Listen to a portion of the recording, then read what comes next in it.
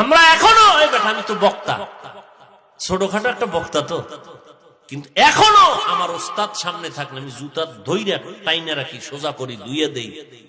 এতটুকু সম্মান যদি না দিতাম তাই চেয়ারে এতদিন টিকতে পারতাম না, যেই ঝড় তুফানের মধ্যে আমি আছি।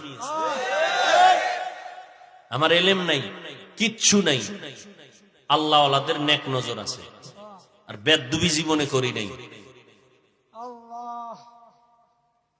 অযুবক আল্লাহর গোলাম,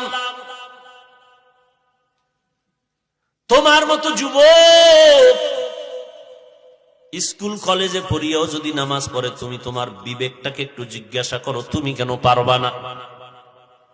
ঘুমের ঘরেও কত মানুষ মরিয়া যায়, ঘুমের ঘরেও কত মানুষের ইন্তেকাল হয়ে যায়।